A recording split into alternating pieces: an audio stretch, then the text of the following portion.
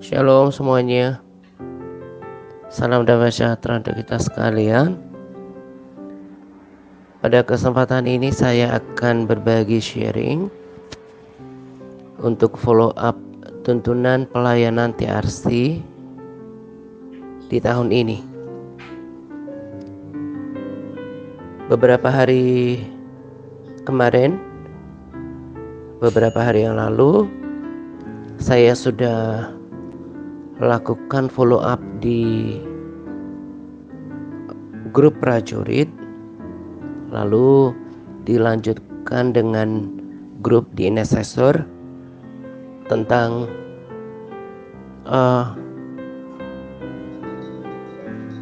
monitoring aktivitas doa, tepatnya jadwal tetap doa dari para prajurit dan juga di intercessor. Nah, sekarang saya akan melanjutkan kepada semua MTRC yang berada di grup pemuritan dan kepada saudara yang saat ini masih di Big Internet dan juga beberapa saudara yang melakukan LPAR tetapi masih memilih berada di TRC penjangkauan gitu ya.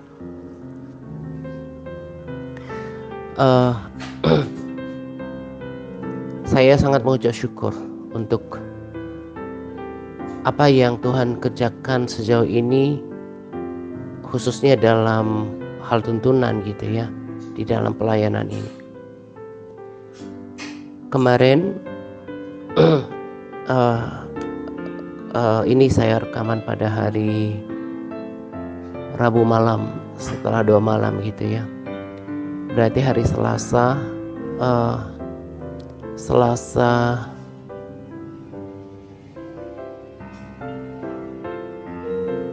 pagi rasanya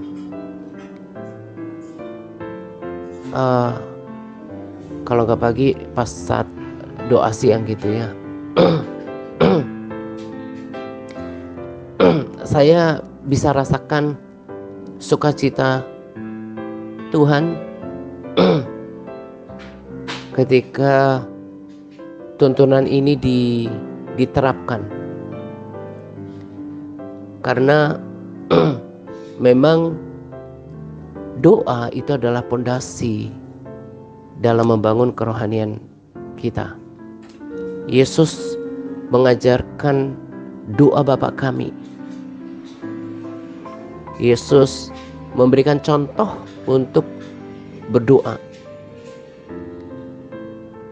Pada masa akhir hidupnya, Yesus juga menekankan pentingnya berdoa, berjaga-jaga dalam doa kepada para muridnya ketika itu. Ada beberapa kali, bukan cuma satu kali, Yesus menekankan untuk jangan jemu-jemu untuk berdoa gitu.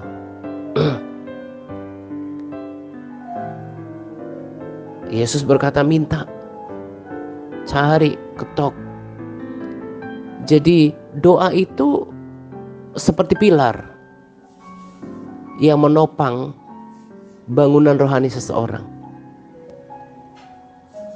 Kemarin saya ulangi lagi di grup di intercessor, perkataan yang sering saya ulangi, saya sampaikan, saya ucapkan bahkan bertahun-tahun yang lalu. Kenapa seseorang menjadi lemah di dalam kerohanian? Saya seringkali katakan bahwa cek persekutuannya dengan Tuhan, cek doa-doanya, bukan cuma jadwal doanya atau aktivitas doanya, tapi terjadi nggak persekutuan dengan Tuhan, terjadi nggak pertemuan dengan Tuhan ketika berdoa, ketemu nggak hadiratnya gitu kan. Maka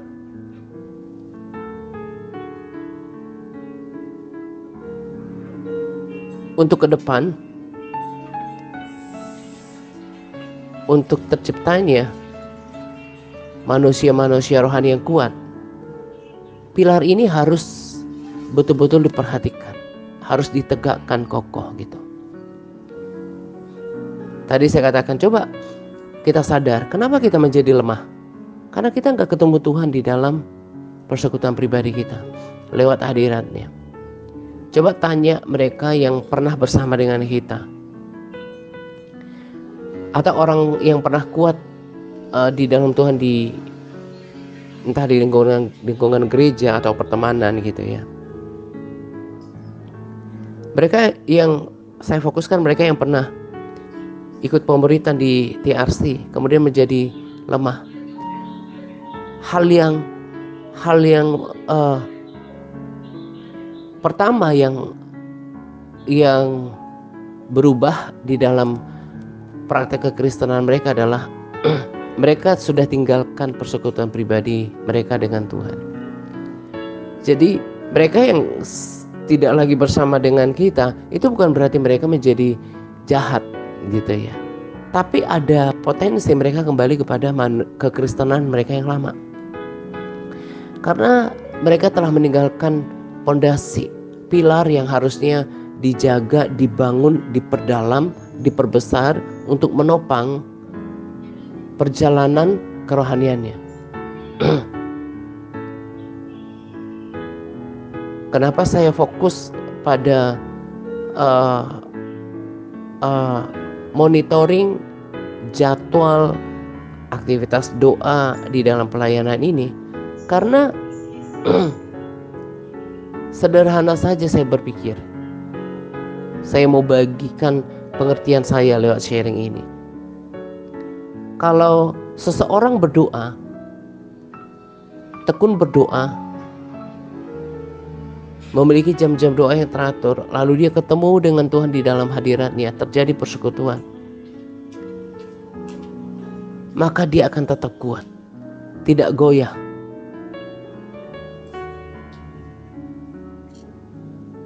Sebab tidak ada gunanya kita mendengarkan banyak sharing tapi kita nggak lakukan. Kata firman, yang berbahagia adalah mereka yang melakukan firman, yang merasakan dampak atau kuasa doa adalah mereka yang melakukan praktik doa. Mereka yang memang benar-benar berdoa, bukan cuma tahu tentang doa atau menyaksikan kesaksian doa yang banyak di luar sana. Tapi sesederhana ketika dia melakukan bagiannya sendiri. Nah, itu yang saya pengen monitor gitu. Karena tadi saya katakan kalau ini udah beres ya, di dalam hati, di dalam hidup setiap kita, pasti kekristenannya beres. Kenapa? Contoh nyatanya adalah diri saya sendiri salah satunya. Selain daripada para sahabat setia, ya walaupun mereka lebih kecil jumlahnya daripada kebanyakan kita gitu ya. Kenapa mereka kuat? Firman Tuhan itu gak cukup kuat untuk menopang kerohanian kita. Itu harus diracik lagi. Harus firman itu harus di-add-on lagi supaya nanti menghasilkan makanan rohani yang enak sebagai sumber energi untuk pembangunan tubuh rohani gitu ya. Harus diracik, harus dipadu-padankan dengan aktivitas doa. Jadi pembacaan firman tetap jalan, tapi doa juga gak boleh ketinggalan gitu. Nah makanya inilah ternyata wujudnya. Lagi-lagi saya katakan inilah wujud daripada kuesioner yang saya rencanakan di tahun yang lalu. Ini yang paling pokok, Tuhan tahu. Ini yang paling pokok yang saya pengen tanya. Karena kalau kuat doanya, maka kapasitas rohani itu besar. Sehingga dengan mudah untuk mengalahkan, menaklukkan namanya kemalasan, kelemahan daging, kejenuhan, kebosanan, bahkan kedagingan apapun bentuknya. Sebenarnya kalau dijabarkan Kalau kita berdoa itu kita mendapatkan kekuatan yang baru, kita mendapatkan damai sejahtera, sukacita, kita semakin mengenal Tuhan, kita diubahkan gitu ya, kita semakin mengerti kehendak Tuhan. Ada banyak kalau kita betul-betul mengalami persekutuan dengan Tuhan. Itu yang saya pengen pastikan. Dan kalau ini nanti secara terus menerus saya follow up. Dan bagi setiap kita yang memiliki kerendahan hati untuk melakukannya, berkomitmen untuk membangun kembali persekutuan dengan Tuhan, akan dengan luar biasa nanti dirasakan kebangunan rohani terjadi di dalam dirinya.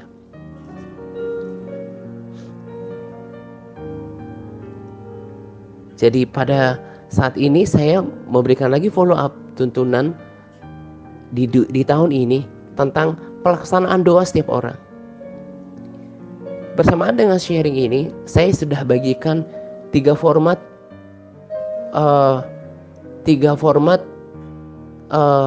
aktivitas doa ya. 3 format aktivitas doa MTRC. Kita sudah tahu firman Tuhan bahwa kita harus hidup jujur, dan jika ya katakan ya, jika tidak katakan tidak. Semua selain dari itu berasal pada si jahat. Jangan pernah berdusta gitu ya. Nah, jadi pilih nanti salah satu format dari yang saya bagikan. Ini sudah dilakukan seperti yang tadi saya katakan di prajurit group, di grup prajurit dan juga di intercessor group. Sekarang untuk di pemuritan dan juga begin intermed ya. Untuk memilih dengan jujur form aktivitas doa yang dijalankan selama ini. Ada yang minimal durasi 1 jam, ada yang minimal durasi 30 menit, dan ada yang minimal durasi 15 menit sekali berdoa. Kalau ternyata 15 menit pun gak sampai yang dilakukan selama ini, gak usah diisi. Gak apa-apa. Karena next saya sangat hati-hati untuk melangkah, karena terus minta Roh Kudus memimpin, menuntun gitu ya. Karena ke depan selain TRC prajurit, kemudian TRC penjangkauan, rasanya yang TRC pemuritan akan dibagi 2, yaitu TRC pemuritan lanjutan dan nanti TRC pemuritan awal. Nah, kalau TRC pemuritan awal itu tempat mereka yang melakukan aktivitas rohani, termasuk beberapa orang yang di TRC yang melakukan PAR dan LPAR, itu digabungkan supaya dipisahkan dari yang dijangkau gitu ya. Di sana namanya pemuritan awal itu kita belum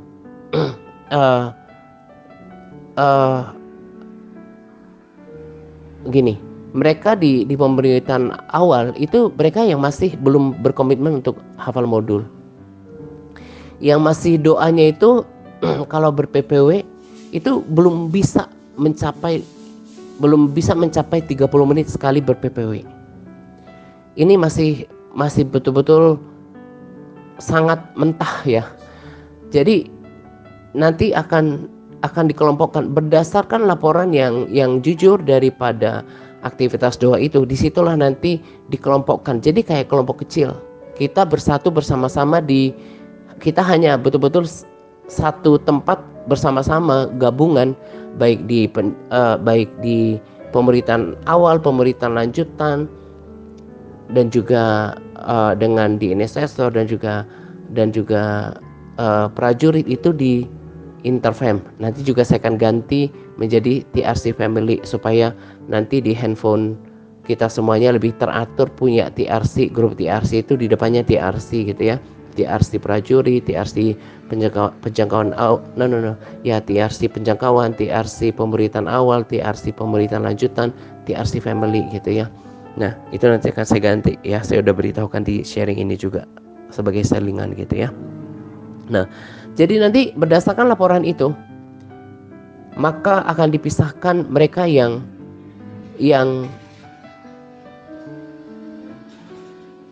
durasi ber-PPW-nya belum sampai 30 menit sekali per PPW. Itu masih kategori pemuritan awal, TRC pemuritan awal. Karena belum cocok dikategorikan sebagai TRC pemuritan lanjutan.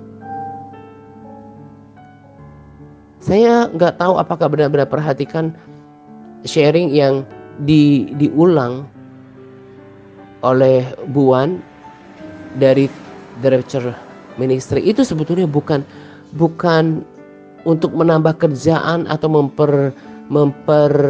mempersibuk pelayanan, enggak.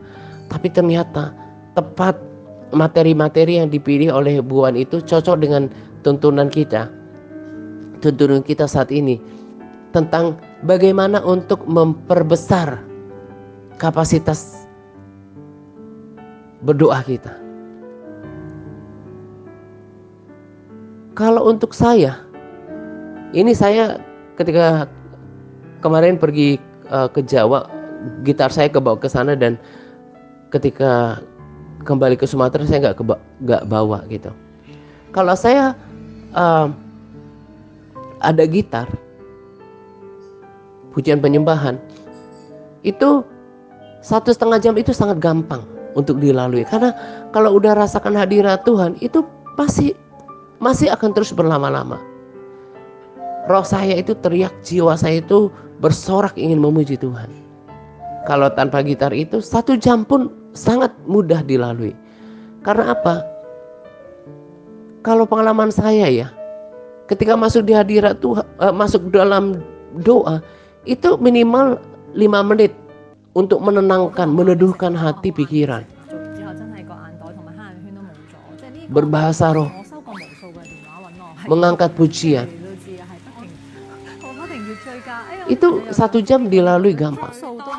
Di dalam laporan saya, aktivitas saya sebagai contoh buat kita dibagikan, itu supaya rapi aja jam berapa sampai jam berapa gitu ya. Kalau pagi saya di situ tulisnya jam 2, padahal jam 2 sampai jam 3. Padahal saya terlalu sering awal memulainya dari 1:30, tapi supaya rapi aja laporannya 1:30 sampai jam 3. Pagi itu jam 9 sampai jam 10, tapi seringnya juga jam 8:30. Kalau siang itu jam 1 sampai jam 2. Memang siang agak lebih singkat. Malam juga begitu. Saya taruh di situ jam 9 sampai jam 10 rapinya begitu. Tapi seringnya jam 8:30. Kalau jam 8 bagi saya terlalu cepat mulainya, terlalu pagi gitu ya. Karena biasanya jam 8 malam saya masih sedikit beristirahat gitu. Jadi sesuai dengan sharing saya yang dibagikan dari TRM, ini sebetulnya yang mahal itu niatnya, gak punya kemauan gitu, gak punya kemauan untuk mencari wajah Tuhan. Kita punya permasalahan yang sama loh. Itu adalah daging kita, kelemahan kita, kejenuhan kita, kemalasan kita, ya kan? Kalau orang punya niat, 1/2 jam itu sangat gampang, apalagi sudah bertahun-tahun di TRC. Menyembah saja dalam 1-2 penyembahan bermazmur, berbahasa roh. Yang berdiam diri, saya kan udah ajar dari dulu. Belajar berdiam diri 5 menit. Jadi kalau diakumulasi gitu ya, menenangkan, meneduhkan hati pikiran aja 5 menit, menantikan Tuhan 5 menit, udah 10 menit. Ujian penyembahan berapa? Kapan lagi dong kalau gitu menanti-nantikan Tuhan, berkasih-kasihan sama Tuhan.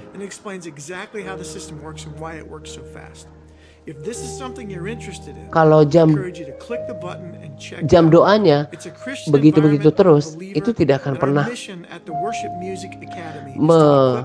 mengenal Tuhan lebih dalam lagi. Kalau terlalu dangkal.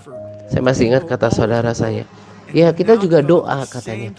Doa yang diajarkan TRC dan yang Tuhan kehendaki kita mencari wajahnya, bersekutu dengan Dia. Bukan seperti doa makan, doa sebelum tidur, sekedar gitu ya. Laporan, Tuhan saya mau tidur, jagai, lindungi gitu ya. Aku serahkan roh jiwa tubuh ke dalam tangan-Mu. Itu mah cuman penggalan satu daripada doa yang diajarkan TRC gitu ya. Mau berangkat perjalanan misalnya, serahkan berapa menit. Bukan seperti itu. Tapi yang benar-benar memberikan waktu masuk dalam hadirat Tuhan, itu yang diajarkan di sini. Maka nggak heran kalau jam persekutuan Tuhan seseorang aja dengan Tuhan cuman puluhan menit. Itu saya bisa rasakan banget dan cuma sangat terkonfirm. Lewat kan apa ya? Kalau saya punya pengalaman pribadi ya, untuk memasuki saja hadiratnya, pelan-pelan, jangan buru-buru, menikmati kebesarannya, bersyukur semuanya gitu ya. Itu sudah puluhan menit gitu. Nah, ini yang termasuk dalam kategori pemerintahan lanjutan, yang sekali ber-PPW-nya itu minimal 30 menit. Harusnya sama seperti Yesus katakan, tidak sanggup engkau berjaga-jaga 1 jam. Sama seperti kemarin ya kan, oknum hamba Tuhan yang sebagian pada akun pribadi, mestinya 1 jam sekali bersua dengan Tuhan supaya diubahkan gitu loh. Jadi kalau di pemerintahan lanjutan minimal 1 jam akumulasinya, minimal 30 menit pagi, 30 menit malam. Kalau belum bisa mencapai ini, dia masih taraf pemuritan awal. Dan saya akan memberikan waktu setelah nanti monitoring, dan itu akan disimpan oleh tim admin, dan itu akan diadakan monitoring setiap akhir bulan. Setiap akhir bulan itu rutin. Kalau udah dipastikan doanya setia dan konsisten menemukan hadirat Tuhan, itu saya udah jamin di atas 50% bakalan kuat. Dengan catatan bukan cuma aktivitas doa ya, rutinitas, tapi ketemu hadirat Tuhan. Dengan durasi konsisten sekali berdoa minimal 30 menit. Atau total 1 jam setiap harinya. Nanti setelah ini akan masuk pada monitoring puasa. Tapi khusus doa dulu. Nah, jadi nanti tolong diisi seperti contoh, bagikan saja di grup, nanti tim admin yang akan memindahkannya ke grup admin Facebook untuk bahan evaluasi buat saya. Apakah kita ini stagnan, ada progres atau malah kemunduran. Dan sekali lagi saya katakan, orang yang akan undur adalah mereka yang memang tidak bisa menjaga persekutuannya dengan Tuhan. Nah, ini yang kemarin saya udah catat gitu ya, tapi sambil saya doakan gitu, sambil saya doakan sama Tuhan, boleh nggak lakukan ini, apa yang harus ditanyakan. Tapi kuesioner yang coba saya prepare kemarin juga saya udah bacakan, saya pengen tanya, durasi ber-PPW-nya berapa lama? Biasanya doa jam berapa saja? Nah, itulah yang dilakukan monitoringnya pada kesempatan ini. Dan setelah diisi dengan jujur, kita akan simpan di file admin TRC di Facebook. Dan kalau mau berada di grup pemerintahan lanjutan, setelah ini latihlah ber-PPW minimal 30 menit. Tapi kalau belum sampai ke sana, nanti akan berada di grup pemuritan awal. Yang jelas grup pemuritan sekarang akan ditambah namanya grup pemuritan awal. Nanti yang dibawa ke grup baru, grup pemuritan lanjutan, adalah mereka yang minimal 30 menit sekali ber-PPW atau minimal 1 jam berdoa dalam sehari.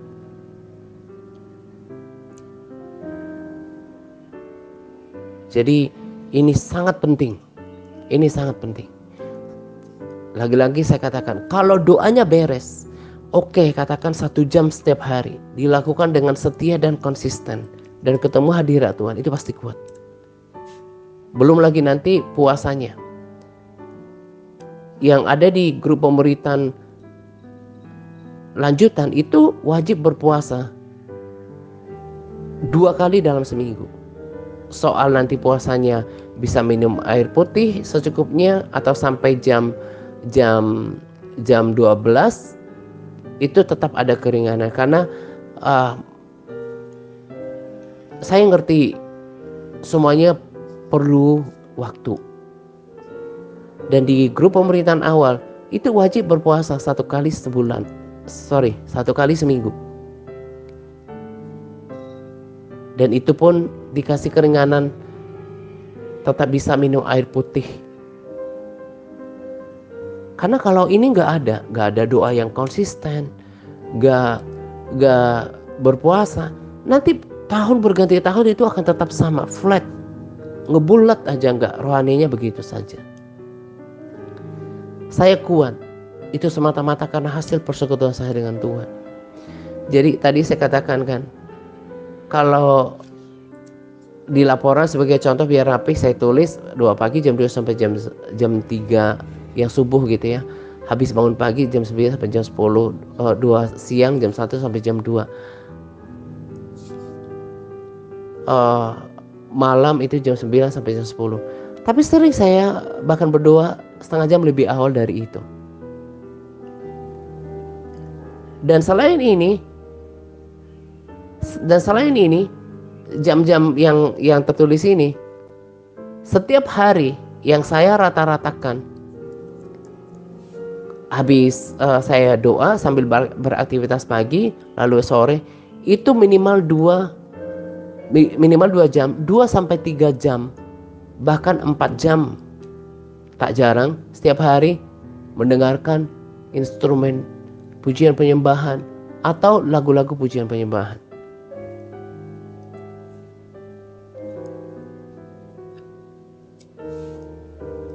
Bagi kita yang baru memulai pujian penyembahan, udah dibagikan kan dari pengajaran TRM yang dulu.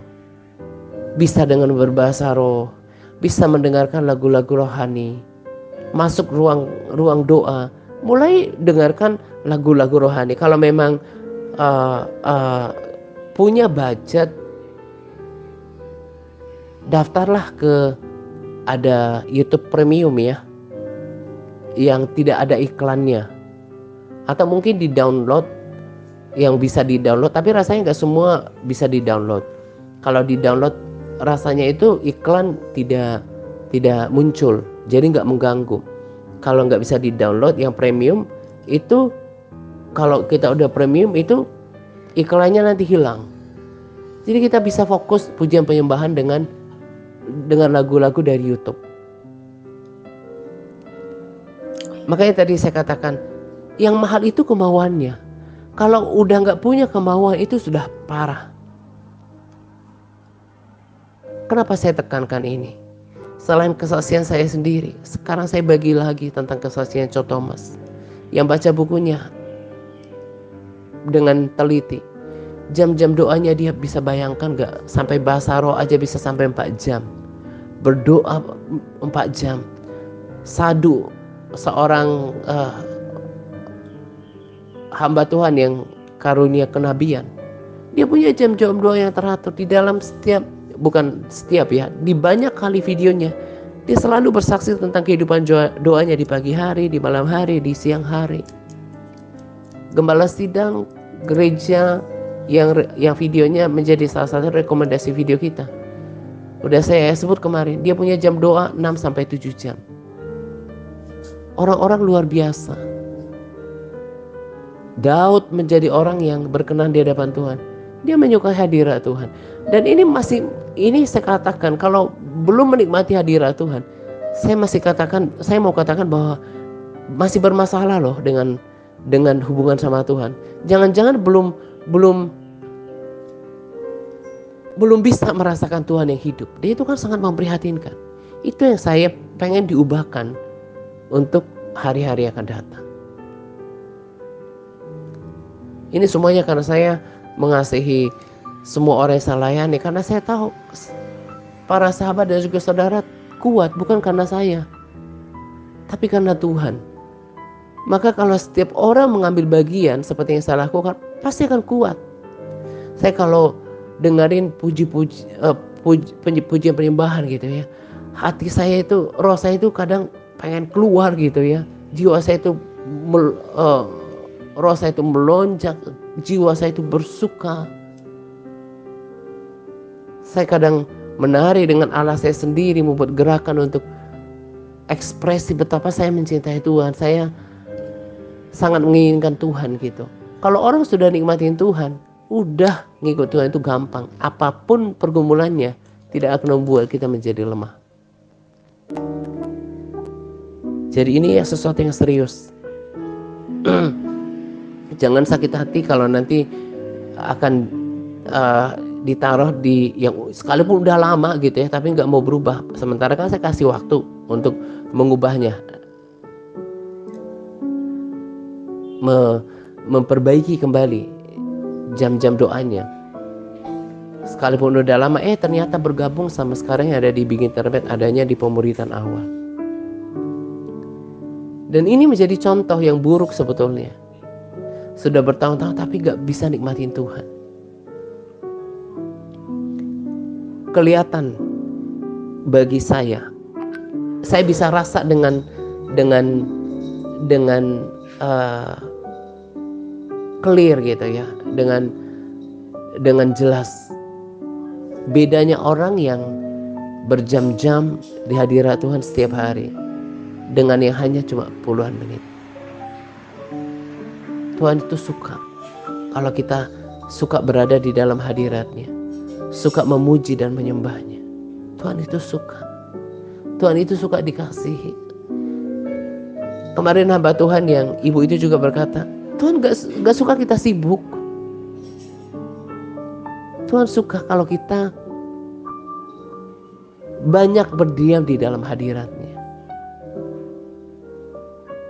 Kalau setiap orang yang mengikuti tuntunan ini dengan penuh kerendahan hati akan lihat kita bukan cuma bersama di dalam pelayanan ini, tapi tetap menikmati kegairahan dalam mengikut Tuhan.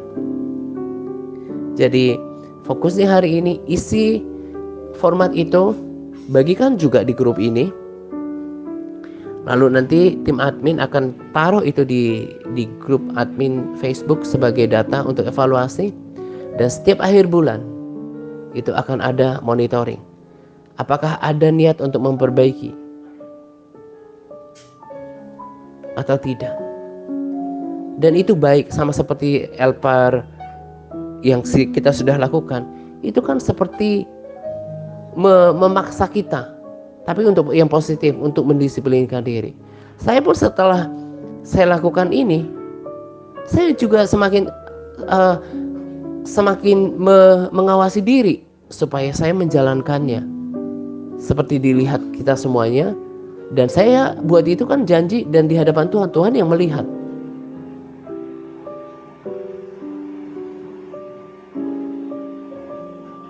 Sebetulnya saya ada banyak kesaksian dari doa-doa yang saya terus doakan, saya terus gumuli.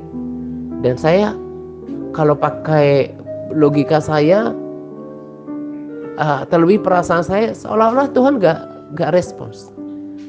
Tapi sesuai dengan waktu Tuhan, saya dibuat tercengang oleh banyak hal. Saya katakan, sungguh Engkau penjawab doa. Tuhan penjawab doa. Mazmur katakan, Engkau sungguh mengurung aku. Engkau ada di depan, Engkau ada di belakang. Tuhanlah penjagaku, Tuhanlah naunganku sebelah tangan kananku. Lagu pujian penyembahan yang Alkitabiah juga berkata, kiri kananku ada Tuhan. Tuhan menyertaku senantiasa. Saya sungguh tahu bahwa setiap perkataan saya pada saat yang sama, gak perlu ya dia bertata di surganya, tapi dia juga di depan saya yang mendengarkan setiap doa-doa. Dan dia yang setia. Dan saya lakukan itu melawan arus kedagingan saya yang bosan lah, yang mulai menggunakan pikiran dan perasaan, saya tetap melatih diri saya untuk berjalan dengan iman. Dan itu semuanya bisa saya jalankan. Itu semuanya penopangnya adalah persekutuan yang erat dengan Tuhan, yang ditandai dengan hadirat Tuhan. Kalau nggak ketemu hadirat Tuhan memang nggak enak. Nah, di akhir ini saya mau bagikan, ini perhatikan. Yesaya 59 berkata bahwa yang menjadi pemisah antara kita dengan Tuhan itu adalah dosa. Sebab Dia kudus. Kalau kita masih terikat dengan dosa, kita masih sadar kita ada firman Tuhan, perintah Tuhan yang kita tahu tapi kita nggak taati, itu menjadi penghalang. Lalu di Mazmur 24, siapa yang bisa naik ke hadirat Tuhan? Hatinya, ini penting.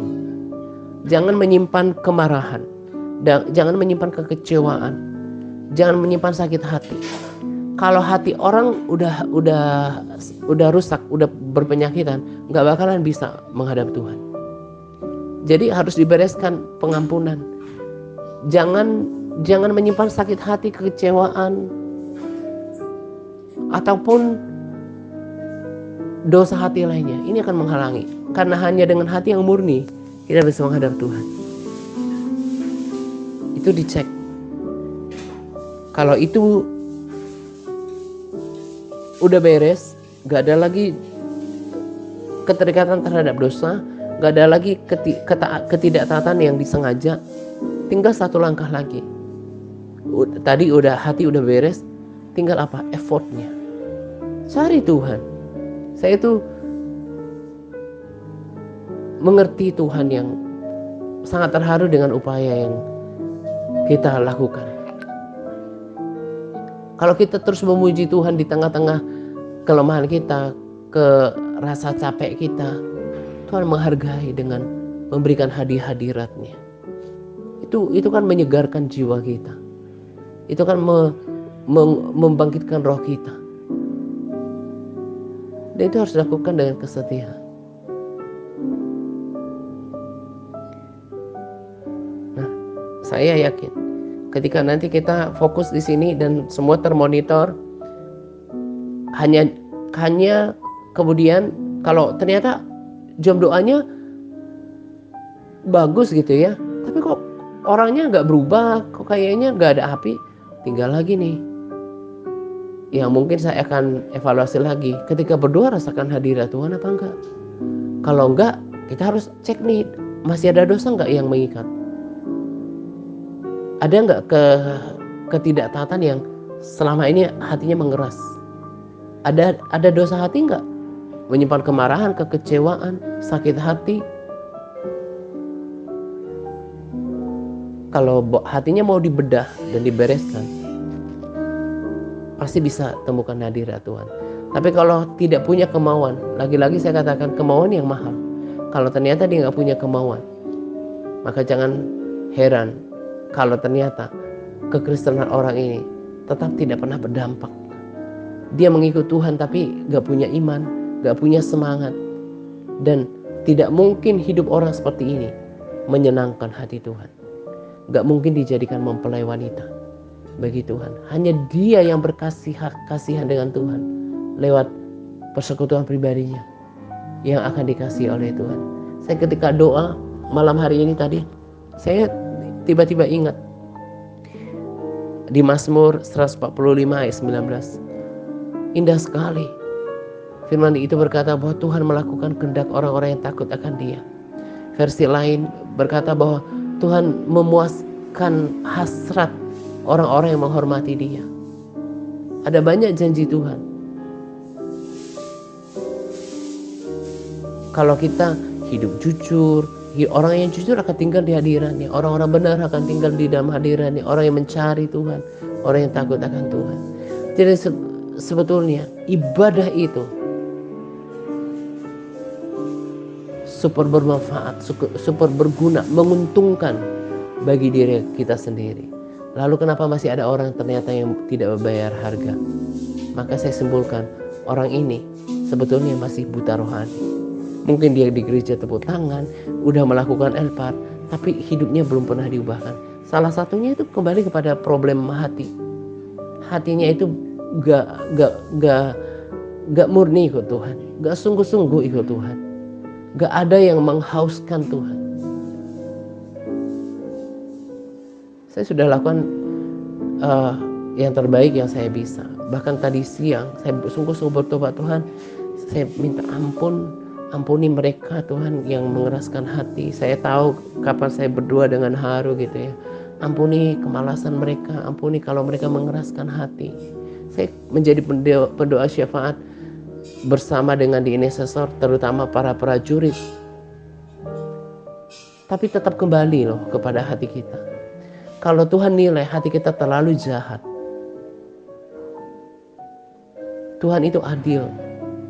Tapi kalau memang kita tinggal dalam kelemahan dan Tuhan lihat ternyata kita masih mau berubah, Tuhan pasti ubahkan. Gitu ya. Jangan sampai sia-sia. Bukan cuma pertandingan iman. Jangan sampai kehilangan segala sesuatu yang tidak ternilai yang Tuhan sediakan di dalam kekekalan.